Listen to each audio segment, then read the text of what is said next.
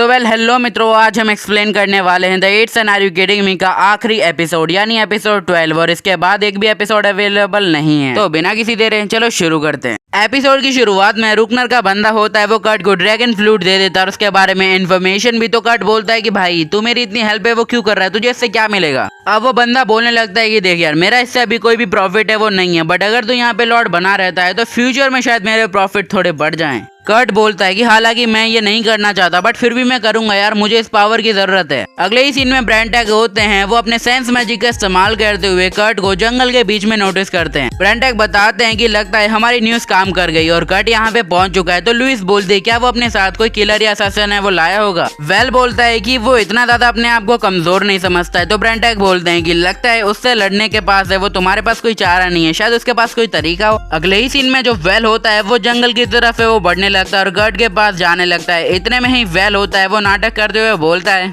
अरे कर्ट तुम यहाँ पे क्या कर रहे हो, मतलब तुम्हारा कोई खास ओकेजन है क्या। कर्ट बोलता है कि नाटक करना बंद करो और स्पेशली जो पेड़ों के पीछे छुपे हो वो सामने आ जाओ, मुझे तुमसे कोई मतलब नहीं है। वो लोग भी है वो सामने है वो आ जाते हैं। इतने ही में कर्ट बोलता है कि वेल तुम काफी ज्यादा अमेजिंग हो, एक ड्रैगन स्लेयर हो, बट क्या करें यार, तुम मेरी पोजीशन नहीं छीन सकते ना। तुम 8th सन हो और मैं फर्स्ट, तुम समझ सकते हो ना कितना डिफरेंस है। वो लोग अपने वेपन रेडी करें उससे पहले ही कर्ट होता है, वो अपने पास से फ्लूट निकालता और बोलता है तुमने कुछ भी किया तो तुम लोग गए। ब्रेंटैग बोलते हैं कि ये फ्लूट तुम्हारे पास है वो क्या कर रही है। तो कर्ट बोलता है कि तुम्हें तो इसके बारे में अच्छे से पता ही होगा, तो क्यों वेटरन वेल हो। ब्रेंटैग बताते हैं कि हालांकि मुझे इसके बारे में सब कुछ पता है बट आज से पहले मैंने इसे रियल में कभी भी नहीं देखा। वेल होता है, वो ब्रेंटैग से बोलता है कि आखिरकार ये चीज क्या है। तो ब्रेंटैग बताते हैं कि एक ऐसी फ्लूट है जिसे बजा के तुम्हें वो ड्रैगन को समन कर सकते हो। इतने में ही लीना बोलती है कि बट हम तो आज से पहले काफी ज्यादा ड्रैगन से लड़ चुके हैं, तो आखिरकार इसमें दिक्कत क्या होने वाली है। तो ब्रेंटैग बताते हैं कि आज से पहले तुम हमेशा एक ड्रैगन से लड़े हो और इसे बजाते ही हजारों ड्रैगन आसपास के माउंटेन से वो आ जाएंगे और उसके बाद जीतना ना जीतना तुम्हारे हाथ में नहीं होगा। तो कर्ट बोलता है कि देखो यार, हीरोज भी अब ड्रैगन से डरने लगे। एरविन इतने में ही बोलता है कि देख यार, अगर तू यहाँ पे ऐसा करेगा तो खतरा भी है वो तुझको भी होगा। तो वो बोलता है मुझे परवाह नहीं है यार। एलिस बोलते है कि तो तुम्हें अपने गाँव वालों की भी कोई चिंता नहीं होगी। तो वो बोलने लगता है कि नहीं यार, मुझे बिल्कुल चिंता नहीं है, उन लोगों ने मुझे धोखा किया तो उन्हें मरना पड़ेगा। वेल बोलता है तुम्हारी फैमिली का क्या। तो कर्ट बोलता है फैमिली दूसरी भी बसाई जा सकती है, जैसे ही मैं तुम्हें हराऊंगा मैं पॉपुलर हो जाऊंगा, मुझे हीरो कहा जाएगा, लड़कियां मेरे ऊपर मरेंगी, मैं एक और बेटा कर लूंगा, दिक्कत क्या है। इस बात पे वेल काफी ज्यादा गुस्सा हो जाता है और वो बोलता है कि तेरी माँ तो दोनों की एक ही है, गाली भी नहीं दे सकता। तो कर्ट इतने में ही बोलता है कि देख भाई, अगर तूने मेरे ऊपर मैजिक का इस्तेमाल किया तो मैं फ्लूट का इस्तेमाल करके सब कुछ तबाह कर दूंगा। वो बोल रहा होता है कि देख यार, मैं हमेशा से देखना चाहता था कि डरते हुए तुम लोगों का चेहरा कैसा होगा, बहुत ज्यादा मजा आ रहा है यार। और यहाँ पे ब्रेंटैग होते हैं, वो अपना मैजिक रेडी करने लगते हैं। कर्ट बताता है कि आज मैं तेरे सारे करीबियों को, तुम्हारी एमिलिया को, सबको मौत के घाट उतारूंगा। इतने में ही ब्रेंटैग कर्ट के ऊपर अटैक करते हैं बट जो ड्रैगन फ्लूट होती है वो उसे प्रोटेक्ट कर लेती है। अब इसी के साथ जो कर्ट होता है वो ओवर कॉन्फिडेंस कह के वो कर देता है ड्रैगन फ्लूट का कारनामा। फ्लूट जैसे ही बजना शुरू होती है वातावरण में अनोखा बदलाव देखने को मिलता है और काफी ज्यादा स्पिरिट होती है वो जमीन से बाहर आती हैं। वेल कर्ट को बचाने के लिए आगे बढ़ता है। इतने में ही वो लड़की उसे रोक लेती है। तो वेल बोलता है क्या कर रही हो। तो जो एलिस होती है वहाँ पे आके बोलती है वो मेलिस का इस्तेमाल कर रही है। एरविन बोलता है कि बट यहाँ पे तो वो ड्रैगन को समन करने वाला था। तो ब्रेंटैग बोलते हैं कि लगता है इसके साथ भी चीटिंग हुई है। देखो यार, ड्रैगन फ्लूट है वो एक ऐसी आइटम है जिसे खरीदने के लिए तुम्हारी पुश्ते बीत जाएंगे और ये ऐसे नॉर्मल है वो मिलती नहीं है।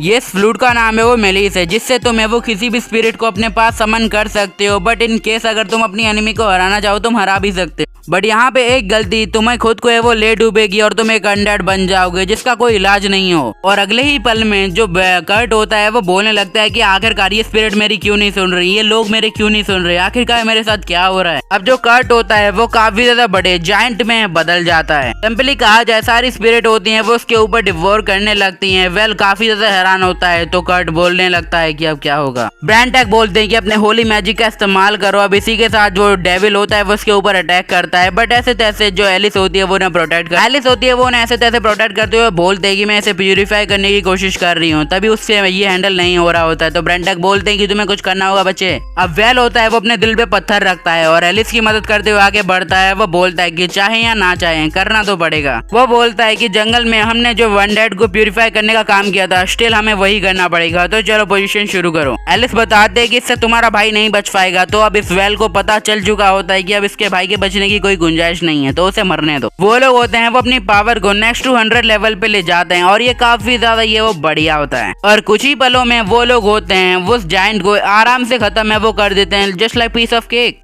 वेल यहाँ पे काफी ज्यादा दुखी होता है। अब वो जो फ्लूइड टूटी होती है उसके अंदर से जो कर्ट की सोल होती है वो रूकनर की मेंशन में जाती है। अब यहाँ पे रूकनर और उसके साथी काफी ज्यादा खुश होते हैं क्योंकि शायद वो कर्ट की मदद से वेल को खत्म करके अपना काम करने वाले हैं। इतने में ही कर्ट की सोल होती है वो अचानक से उस खिड़की को तोड़ के अंदर आने लगती है। लोग होते हैं वो काफी ज्यादा ये वो डर जाते हैं। इतने में ही वो रूकनर के पास आती है। रूकनर बोलता है कि क्या तुम कर्ट हो? वो स्पिरिट होती है वो उसके ऊपर अटैक कर देती है। अगले ही सीन में उस मेंशन में ताला लग जाता है। अब देखो यार सीधा सीधा सबको पता चल चुका होता है कि फ्लूइड के कारण कट होता है वो डेविल बन चुका होता है, सब कुछ खत्म। और दूसरे ही पल में रोड्रिक बताता है कि इससे हमारे लिए एक प्रॉब्लम है वो खड़ी हो गई है। अब ये हो चुका है कि कर्ट की फैमिली अब विलन की फैमिली बन चुकी है। हमने सोचा था कि हम कर्ट की फैमिली को यहाँ पे रखेंगे, बट इन केस अब वो यहाँ पे बदनाम हो चुका है कर्ट, तो उसका यहाँ पे रहना मुश्किल है। अब शायद उनका फ्यूचर भी काफी ज्यादा खतरे में आ चुका है। वो अपने घर से बाहर निकले उन्हें मार दिया जाए ऐसी हालत है। अगले ही पल में हमें एमिलिया को दिखाया जाता है जो कि जो हार्मोनियम होता है उनके घर पे वो रुकी होती है। और ये सारी बातें जो वेल होता है वो बता रहा होता है ब्रेंटेक और जो क्लेम्ट को।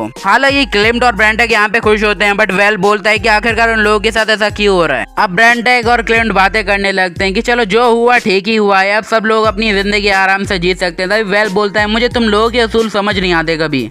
मैं उन लोगों की रिस्पॉन्सिबिलिटी नहीं ले सकता जिन्हें मैं खो चुका हूँ। अब मैं क्या करूँ बोलो? आखिरकार नोबल्स की प्रॉब्लम क्या होती है? तभी ब्रेंटेक बोलते हैं कि बेटा जो तू बोल रहा है वो तेरे ऊपर भी लागू होता है। आखिरकार तू अपने आप को कहाँ छोड़ के आया या अपने आप को क्या फील कर रहा है? तो वेल बोलता है कि मैंने अभी तो कुछ भी गलत नहीं किया है। ब्रेंटेक बताते हैं कि हालांकि तू ना माने यार, बट तू एक यार नोबल है और नोबल के अंदर सारे गुण तेरे ही हैं। ऐसा समझ ले तू हमको अपने शीशे में देख रहा है। अब कट होता है वो बाजार के सहारे जा रहा होता है अपने घर पे और रास्ते में अपने आप को मिरर में देख के वो समझ जाता है उनकी बातों को। अब रात में जो वो सारे लोग होते हैं वो अपना नाश्ता या फिर कहीं डिनर कर रहे होते हैं और काफी ज्यादा एंजॉय कर रहे होते हैं। बट यहाँ पे जो हमारा वेल काफी ज्यादा खोया खोया होता है। रात को वेल अपनी बालकनी में खड़ा होता है एलिस के साथ में और बातें कर रहे होते हैं कि आखिरकार मुझे कैसा लग रहा है। वेल बताता है कि शायद मेरी गलती है, मैं लोगों को नहीं समझ पा रहा या रियलिटी को फेस नहीं कर पा रहा। एलिस बोलने लगती है कि तुम हमारी सोच से काफी ज्यादा ये वो परे हो। तो वेल बताता है इसका रीजन हो सकता है कि शायद मैं इस वर्ल्ड को अभी तक नहीं समझ पाया, बट मैं अपना पूरा बेस्ट कर रहा हूँ। भैया भी रोमांटिक माहौल बन गया है, बट ये कोई नहीं कहेगा कि आगे क्या होगा। वेल बोलता है कि मैं चाहूंगा मैं इस दुनिया को ज्यादा ही समझूं। तो जो एलिस बोलते है कि तुम हमेशा यही करते हो, तो ये तुम्हारा फॉर्मल डायलॉग ही समझ लो।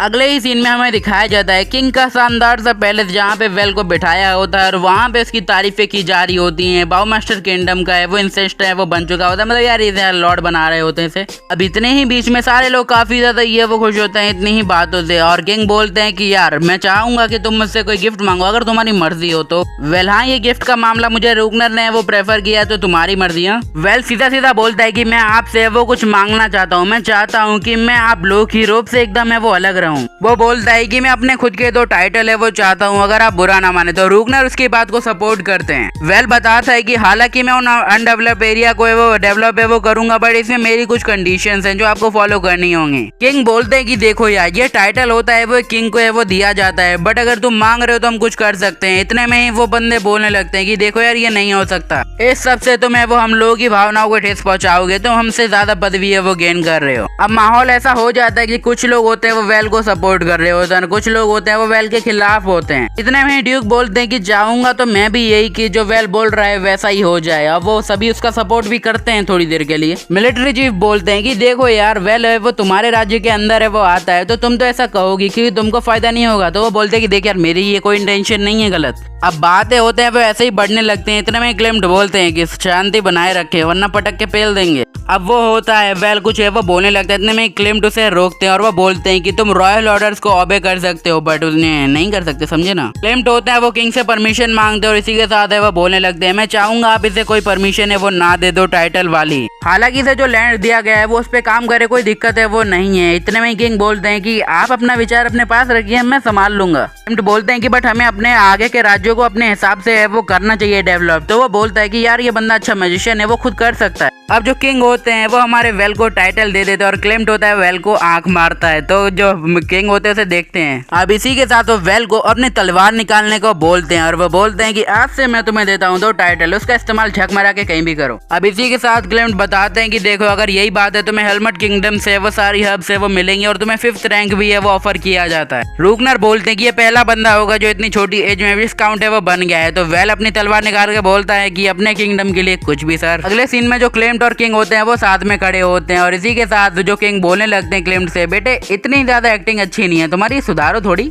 क्लेमेंट बोलते हैं कि मतलब सर जी आप समझ ही गए कि मैं वहाँ पे एक्टिंग करके आपको उकसा रहा था, तो यार कोई नहीं मैं एक्टिंग अपनी संभाल लूंगा। दूसरे ही पल में वेल होता है वो अपने भतीजों के पास होता है और वो बोलने लगता है कि मैंने 2 टाइटल है वो लॉर्ड से वो मांगे हैं, अब मैं टाइटल आपके 2 बच्चों को दे रहा हूँ। वेल बोलता है कि मेरे से हुई गलती का हर्जाना आपके बच्चे भुगते हैं, ये मेरे को पसंद नहीं है। वेल ये बोल के यहाँ से जाने लगता है। इतने में अमीलिया बोलती है कि मेरी बात सुनो, तुम अपने आप को किसी भी चीज का कसूरवार मत समझो, इस सब में जो कर्ट की गलती थी, जो उसने गलत पाथ चुना। अगले ही पल में हमें दिखाया जाता है वही फॉरबिडन एरिया जहाँ पे सबका जाना मना होता है, जहाँ पे वेल होता है वो खुदाई चालू कर देता है, मतलब पूरी जगह को रिस्टोर। और ये सीन शायद आपने एपिसोड 1 में देखा हो तो आपकी थोड़ी यादें ताज़ा कर दी मैंने, और नहीं देखा है तो डिस्क्रिप्शन में लिंक होगा पूरी प्लेलिस्ट का। धीरे धीरे करके वो सारे सीन रिपीट होने लगते हैं। जस्ट लाइक रोड्रिक बोलता है कि यहाँ के एड्रिया को आप थोड़ा क्लियर कर दीजिए, वेल हाँ कर देता है और इतनी ही देर में लुइस होती है वहाँ पे आती है। धीरे धीरे करके वहाँ पे सारे लोग है वो आने लगते हैं, जस्ट लाइक हमारे ब्रांड टैग, लीना, बाकी सारे के सारे। अगले दिन में वेल होता है वो अपने घर पे बैठ के आराम से अपना डिनर है वो कर रहा होता है और वो काफी ज्यादा ही है वो खुश होता है।